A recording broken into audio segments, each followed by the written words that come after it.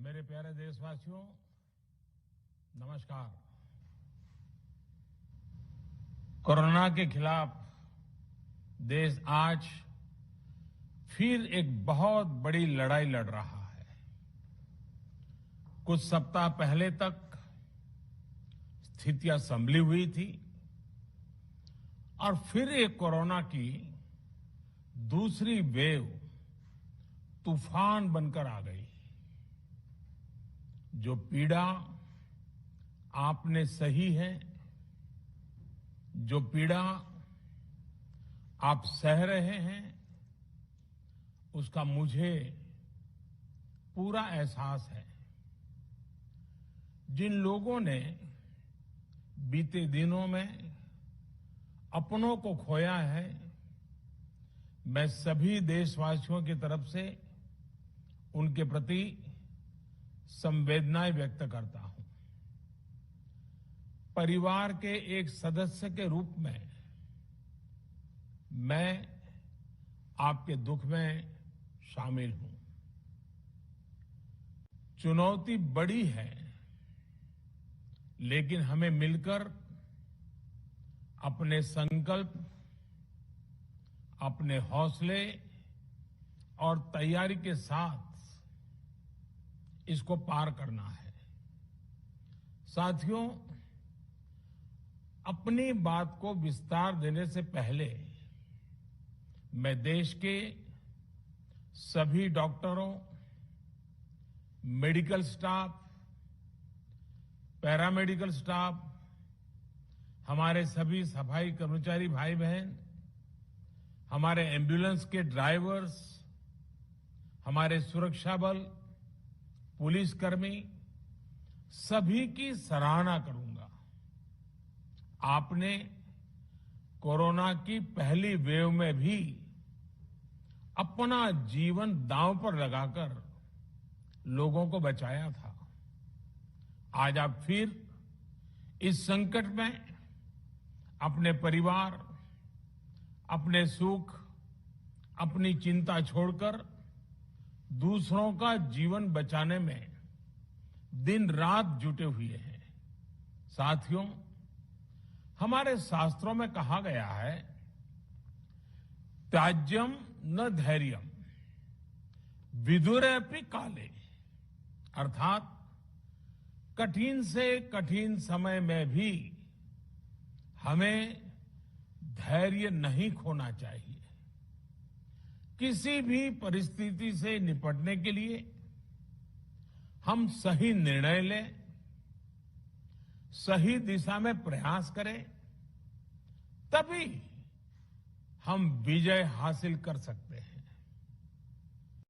इसी मंत्र को सामने रखकर आज देश दिन रात काम कर रहा है।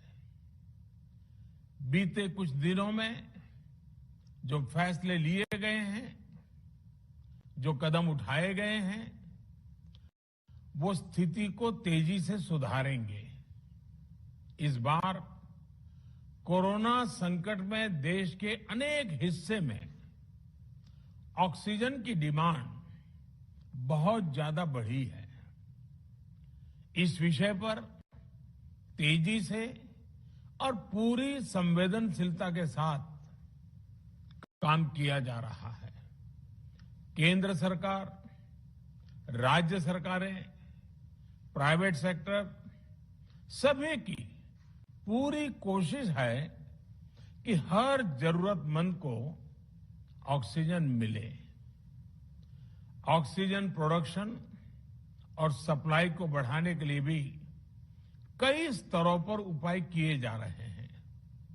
राज्यों में नए ऑक्सीजन प्लांट्स हो, 1 लाख नए सिलेंडर पहुंचाने हो, औद्योगिक इकाइयों में इस्तेमाल हो रही ऑक्सीजन का मेडिकल इस्तेमाल हो, ऑक्सीजन रेल हो, हर प्रयास किया जा रहा है। साथियों, इस बार जैसे ही कोरोना के केस बढ़े, देश के फार्मा सेक्टर ने दवाइयों का उत्पादन और बढ़ा दिया है। आज जनवरी फरवरी की तुलना में देश में कई गुना ज्यादा दवाइयों का प्रोडक्शन हो रहा है।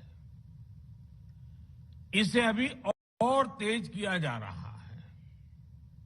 कल भी मेरी देश की फार्मा इंडस्ट्री के बड़े जो प्रमुख लोग हैं, उसके जो एक्सपर्ट लोग हैं, उनसे बहुत लंबी चर्चा हुई है। प्रोडक्शन बढ़ाने के लिए हर तरीके से दवाई कंपनियां की मदद ली जा रही है। हम सौभाग्यशाली हैं कि हमारे देश के पास इतना बड़ा मजबूत फार्मा सेक्टर है जो बहुत अच्छी और तेजी से दवाइयां बनाता है। इसके साथ ही अस्पतालों में बेड की संख्या को बढ़ाने का भी काम तेजी से चल रहा है। कुछ शहरों में ज्यादा डिमांड को देखते हुए विशेष और विशाल कोविड हॉस्पिटल बनाए जा रहे हैं।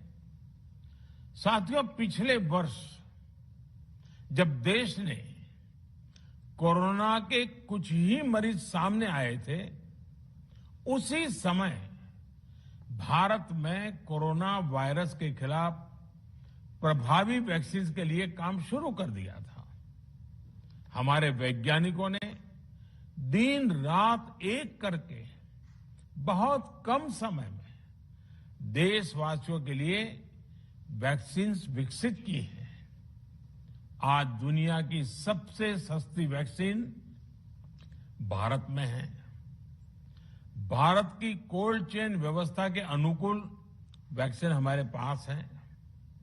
इस प्रयास में हमारे प्राइवेट सेक्टर ने इनोवेशन और एंटरप्राइज की भावना का बेहतरीन प्रदर्शन किया है। वैक्सीन की अप्रूवल्स और रेगुलेटरी प्रोसेसेस को फास्ट ट्रैक पर रखने के साथ ही सभी साइंटिफिक और रेगुलेटरी मदद को बढ़ाया गया है। यह एक टीम एफर्ट है जिसके कारण हमारा Bharat 2 made in India vaccine के साथ दुनिया का सबसे बड़ा टीकाकरण अभियान शुरू कर पाया। टीकाकरण के पहले चरण से ही गति के साथ ही इस बात पर जोर दिया गया कि ज्यादा से ज्यादा क्षेत्रों तक, जरूरतमंद लोगों तक वैक्सीन पहुंचे। दुनिया में सबसे तेजी से भारत में पहले 10 करोड़, फिर 11 करोड़ और अब 12 करोड़ वैक्सीन डोज दिए गए हैं।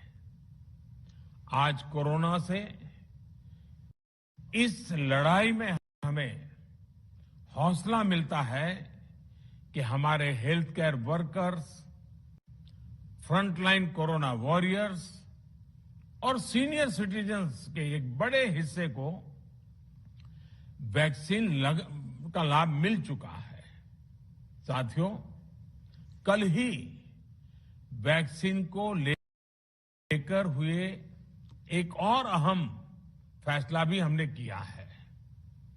1 मई के बाद से 18 वर्ष के ऊपर के किसी भी व्यक्ति को वैक्सीनेट किया जा सकेगा।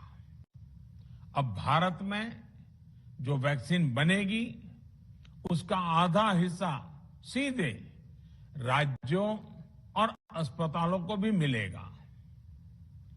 इस बीच गरीबों, बुजुर्गों, निम्न मध्यम वर्ग के लोग 45 वर्ष की आयु के ऊपर के व्यक्तियों के लिए केंद्र सरकार का जो वैक्सीन कार्यक्रम चल रहा है वो भी उतनी ही तेजी से जारी रहेगा।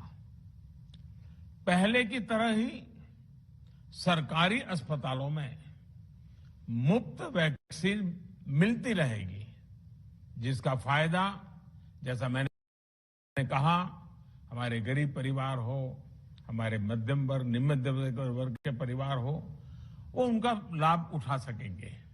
साथियों, हम सभी का प्रयास जीवन बचाने के लिए है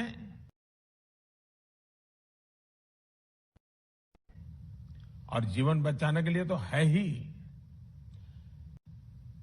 प्रयास से भी ये है कि आर्थिक गतिविधियां और आजीविका कम से कम प्रभावित हो। प्रयास का तरीका यही रखा जाए।